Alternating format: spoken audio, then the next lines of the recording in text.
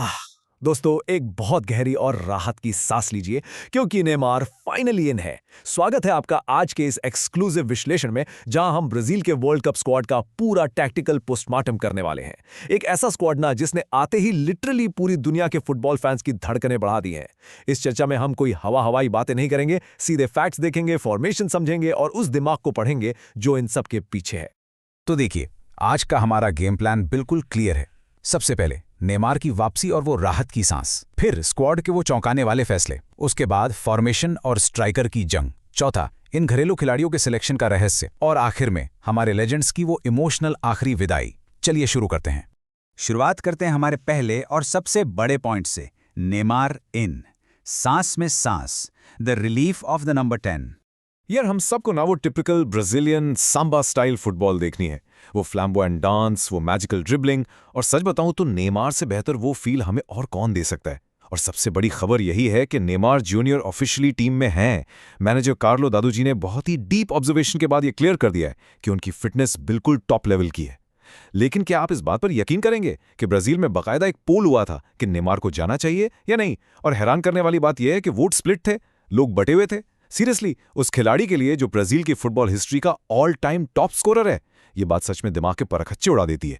लेकिन खैर, हमारे लिए और सारे न्यूट्रल फैंस के लिए ये एक बहुत बड़ी राहत की बात है। लेकिन यार, इसी खुशी के बीच ना एक छोटी सी ट्रेजेडी भी है। जरा ये कोट देखिए, I want to play with Neymar. ये कहा था जोआओ पेड्रो ने एक रीसेंट इंटरव्यू में, जब उनसे पूछा गया कि वो किस लेजेंड के साथ खेलना चाहते हैं। और इस बात की सबसे बड़ी और दुखद विडंबना क्या है पता है? कि जोआओ पेड्रो को इस स्क्वाड से ही बाहर कर दिया गया है। उस बेचारे लड़के का सपना वहीं टूट गया। और जब आप ये देखते हैं कि आखिर किन खिलाड़ियों को उनकी जगह चुना गया है, तो आपकी फ्रस्ट्रेशन लिटरली और भी बढ़ जाती है।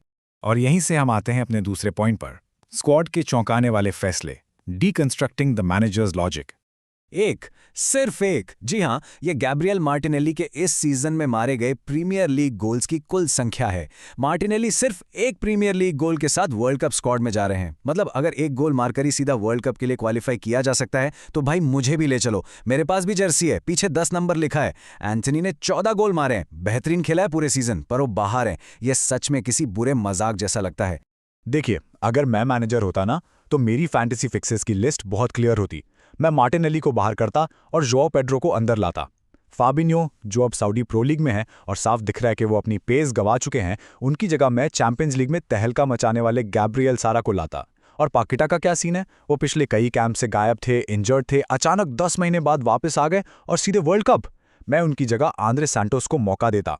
और बिल्कुल इसी तरह एलेक्सांड्रो और डेनिलो जैसे 35 साल के आउट ऑफ फॉर्म खिलाड़ियों की जगह ना, मैं कार्लोस ऑगस्टो और बिराल्डो जैसे वर्सेटाइल यंगस्टर्स को लाता। इस वर्ल्ड कप में उन्हें जो एक्सपीरियंस मिलता वो आगे बहुत काम आता। खैर, जो टीम चुनी गई है, अब हमें उसी का एनालिसिस करना है। आगे बढ़ते हैं तीसरे हिस्से पर, फॉर्मेशन और स्ट्राइकर की जंग, द टैक्टिकल बोर्ड। यहाँ ना हमारे पास दो बिल्कुल अलग अलग तरह के नंबर 9 हैं। ध्यान से समझिएगा। एक तरफ है एंड्रिक, जो चैनल्स रन करते हैं, डिफेंस की लास्ट लाइन के एकदम शोल्डर पर खेलते हैं, और नेमार जैसे क्रिएटिव प्लेयर से प्रोग्रेसिव थ्रू बॉल्स रिसीव करने के लिए एकदम परफेक्ट है। और दूसरी तरफ है इगोर थियागो। ये एक प्रॉपर रोबस्ट नंबर 9 है। इनकी हैवी बॉक्स प्रेजेंस है, एरियल थ्रेट है। इनके लिए आपको बस कटबैक्स और डायरेक्ट क्रॉसेस बॉक्स में डालने होंगे। मैच की सिचुएशन के हिसाब से इन दोनों का सही इस्तेमाल ही ब्राजील का सबसे बड़ा टैक्टिकल हथियार होने वाला है। तो यहाँ सबसे क्रूशियल सवाल ये उठता है, कुन्हा, पकेता और नेमार ये सब एक साथ कैसे खेलेंगे? ये इस पूरे स्क्वाड की सबसे बड़ी टैक्टिकल पहेली है यार, क्योंकि ये सब के सब एक ही स्पेस में ऑपरेट करना पसंद करते हैं, यानी central attacking midfield. Cunha striker position से डीप आते हैं और नेमार तो बाय डिफॉल्ट कैम है ही। अगर ये सब एक साथ मैदान पर उतरे ना, तो ये वही मेसी और डिबाला वाला पुराना सीन बन जाएगा, जहां दोनों खिलाड़ी एक ही जगह टकरा रहे थे। इनके स्पेस को मैनेज करना मैनेजर के लिए लिटरली एक बहुत बड़ा सिरदर्द होने वाला है। और इस पहेली का जवाब हमें इन आने वाले फिक्सचर्स में मिलेगा। देखे, पनामा और इजिप्ट के गेम्स जो शुरुआती फ्रेंडली मैच है ना, वो ब्राजील के टैक्टिकल सेटअप की पूरी पोल खोल देंगे। हमें वहीं पता चल जाएगा कि कार्लो दादू जी के दिमाग में असल में चल क्या रहा है, क्योंकि इसके तुरंत बाद ग्रुप स्टेज में मोरक्को और स्कॉटलैंड जैसी ट्रिकी और टफ टीमें इंतजार कर रही हैं। वहां आपके पास एक्सपेरिमेंट करने का कोई चांस नहीं होगा। आपको डे 1 से रेडी रहना होगा। अब आते हैं हमारे चौथे और काफी दिलचस्प पॉइंट पर, घरेलू खिलाड़ियों का रहस्य, अनकवरिंग द फाइनेंशियल मोटिव। अब तक तो हमने सिर्फ टैक्टिक्स की बात की, लेकिन चलिए एक ऐसी थ्योरी पे नजर डालते हैं जो सुनने में थोड़ी कॉन्स्पिरेसी जैसी लग सकती है। आखिर इतने सारे अनएक्सपेक्टेड डोमेस्टिक खिलाड़ी क्यों चुने गए हैं? इसका जवाब छुपा है फीफा क्लब बेनिफिट्स प्रोग्राम में। ये एक ऐसा सिस्टम है जहां फीफा डोमेस्टिक क्लब्स को फाइनेंशियली कंपनसेट करता है जब वो अपने खिलाड़ियों को वर्ल्ड कप के लिए रिलीज करते हैं। और मैं बता दूं, ये कोई छोटी मोटी रकम नहीं होती। जी हाँ, $10,000 ये पैसा पर प्लेयर पर डे के हिसाब से मिलता है। अब सोचिए, पीएसजी या चेल्सी जैसे बड़े यूरोपियन जायंट्स के लिए शायद ये रकम कोई खास मायने ना रखे, लेकिन ब्राजीलियन लीग के जो छोटे क्लब्स हैं ना, जैसे फ्लेमिंगो या बोटाफोगो, उनके लिए पैसा लिटरली लाइफ चेंजिंग हो सकता है। उनकी फाइनेंशियल कंडीशन को देखते हुए एक बहुत बड़ा रिलीफ फंड है।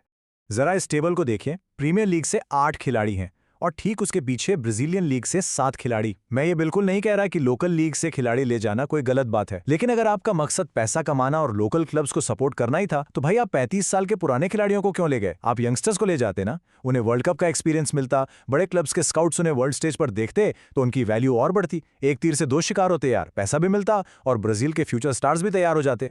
चलिए अब रुक करते हैं अपने आखिरी और सबसे इमोशनल सेगमेंट की तरफ, लेजेंड्स की आखिरी विदाई, the final whistle for the greats. देखिए, एनालिसिस और टैक्टिक्स अपनी जगह हैं दोस्तों, लेकिन फुटबॉल ना सिर्फ फॉर्मेशंस और पैसों का खेल नहीं है, ये जज्बातों का खेल है। Lionel Messi, Cristiano Ronaldo, Neymar junior और मैनुअल नोयर, ये सिर्फ नाम नहीं है यार, ये वो खिलाड़ी हैं जिन्हें देखकर हमारी पूरी की पूरी जनरेशन बड़ी हुई है। दुनिया आधी आधी बटी हुई है ना, कोई मेसी का फ़ैन है, कोई रोनाल्डो का फ़ैन है, और जो बचे हैं वो नेमार के दीवाने हैं। ये इन चारों को एक साथ वर्ल्ड कप के सबसे बड़े स्टेज पर देखने का शायद आखिरी मौका होगा। It's truly the end of an era. ये एक तरह का नॉस्टैल्जिक कंप्लीशन है, एक पूरे युग का एक एरा का अंत। हम सच में बहुत ब्लेस्ड हैं, बहुत खुशकिस्मत हैं कि हमने फुटबॉल की इस अल्टीमेट जनरेशन को अपनी आंखों के सामने खेलते हुए देखा है। नेमार को वापस इस स्क्वाड में देखना, उसी सांबा मैजिक और एनर्जी के साथ, मुझे लगता है ये उस खूबसूरत सफर का एक परफेक्ट कंक्लूजन है। तो सब कुछ एनालाइज करने के बाद, फॉर्मेशन, टैक्टिक्स, विवाद और इन सारे जज्बातों को तौलने के बाद, मैं आपको आज इस एक आखिरी और थोड़े चुभते हुए सवाल के साथ छोड़ना चाहता हूं। क्या ब्राजील का ये स्क्वाड सच में वर्ल्ड कप जीतने के लिए बनाया गया है, या फिर ये महज इन लेजेंड्स का एक फेयरवेल टूर है? आपको क्या लगता है, कार्लो दादू जी का असली मास्टर प्लान क्या है? इस बारे में सोचिएगा ज़रूर। आज के इस एक्सप्लेनर में बस इतना ही। सीखते रहिए और फुटबॉल को एंजॉय करते रहिए। Take care.